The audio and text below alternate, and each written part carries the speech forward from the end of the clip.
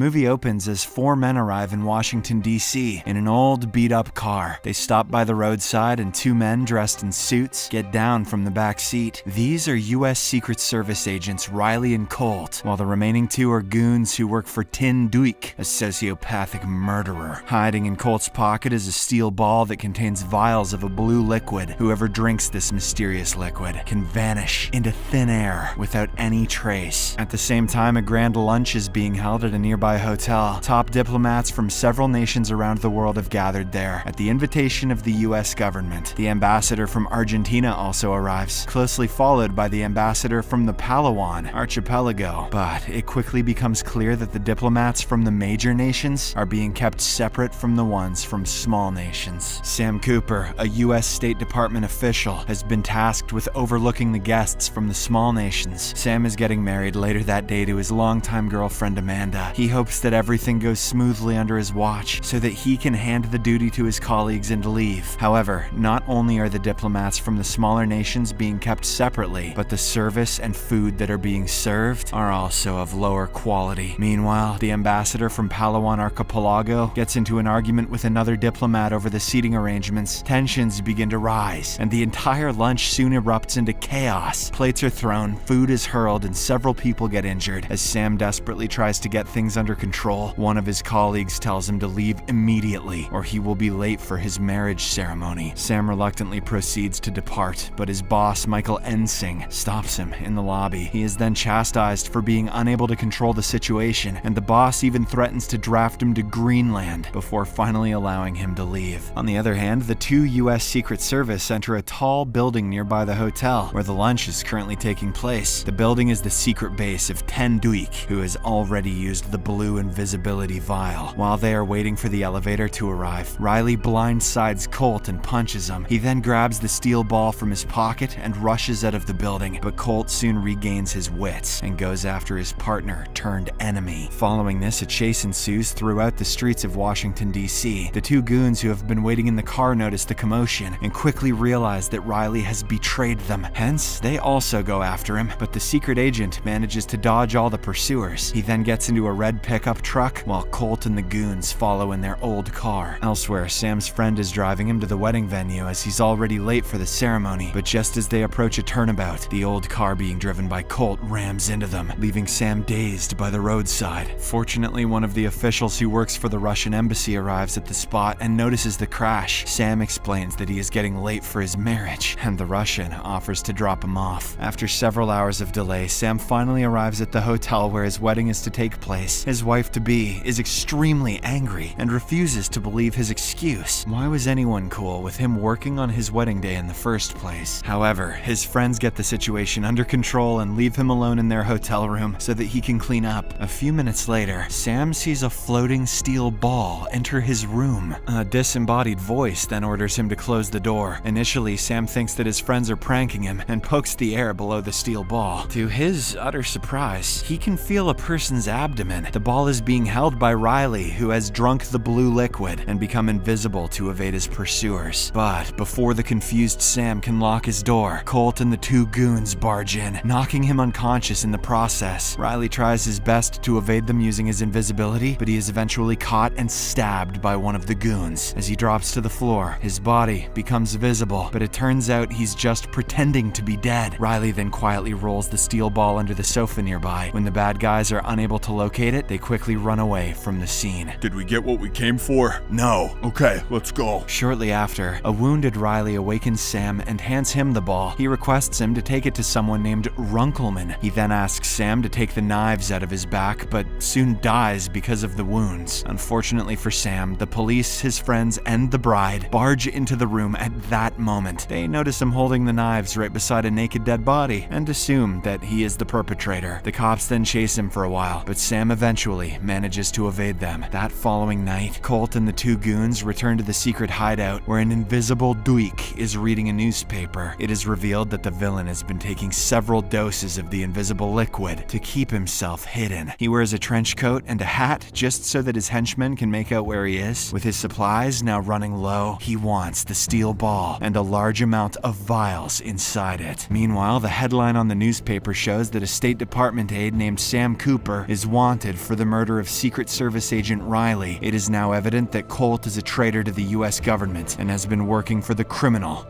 Duik. The trio then describes how Riley managed to run away with the vial and that they couldn't find it anywhere, but Duik isn't going to tolerate their incompetence, so he orders the goons to find Sam at any cost. He then grabs Colt and drops him from the top of the building as a punishment. Now you're dead, and you can't help me. The following day, Sam reaches out to Amanda's sister Ellie and asks for help. She reveals that her sister is so upset that she hasn't talked to anyone following her marriage day debacle. A tired Sam explains everything in detail, but Ellie refuses to believe his bizarre story. Thus, he takes out the steel ball that Riley had handed him before passing away. The two then open the ball and see 2 vials of a strange blue liquid inside. Impatient to know more, Sam puts a few drops of the liquid on a table and tastes it. This causes his body to slowly turn blue and vanish into thin air, much to Ellie's shock. At this moment, Duik's goons manage to track down Sam's potential whereabouts and reach Ellie's home. They see her talking to clothes that seem to be floating in midair. This makes them realize that it was indeed Sam who stole the steel ball. They begin firing at him, but Sam uses his quick thinking and takes off his clothes, except his underwear, becoming almost invisible. Even invisible, he's worried about his small package. He and Ellie then somehow get inside her car and flee from there. Following the close call, the duo goes to the all-girls school, where Ellie works as a teacher. She then leaves him in her office and goes to buy some clothes for him. Sam uses this opportunity to sneak into the girls' bathroom, but Ellie soon reprimands him. A few hours pass and the effect of the blue liquid wears off, making Sam visible once more. He wears the clothes that Ellie got for him, and the duo heads outside. Unfortunately, the Russian official from earlier, Boris, is hiding in the back seat of the car. As soon as the two get in, he points his weapon at them and demands the steel ball. Sam secretly throws it towards Ellie and lies that he doesn't have it. Surprisingly, the naive Boris believes him and doesn't investigate him any further. Okay. He simply asks Ellie to get out of the car and drives away with Sam. It turns out both the Russian as well as the US governments have the formula to make the blue liquid, but they have joined forces to destroy this invisible potion, as its use could be catastrophic for both nations. Soon after, Sam and Boris arrive at the US State Department for a meeting with Michael Ensing. It is revealed that both nations have signed a secret treaty to destroy every last vial of the invisible liquid, but things get complicated when Boris reports that Sam has consumed the liquid before. Anyone can now abduct him and study his blood sample to manufacture the liquid again. Michael then announces that Sam's body must be incinerated to avoid further complications. But before he can take action, the ambassadors of Palawan Archipelago, it's hard to say that, and Argentina arrive at the secretary's office with formal complaints about the dinner. Secretly behind them is Ellie, who is now completely invisible. She also has a small test tube in her hand filled with the liquid, which appears to be floating to everyone else. Sam realizes what's going on and immediately yells out to her. This prompts Ellie to throw the test tube towards him, and he quickly consumes it to become invisible. The two then manage to escape from the building unharmed. In the next scene, they head to one of Sam's close friends, Ted's apartment. They find the door locked, but Sam knows where the spare key is. They then get inside, and Ellie promptly goes to the bathroom to freshen up. Later that night, the two have a conversation about Sam's failed wedding and begin to bond. They eventually end up making out on the couch. What?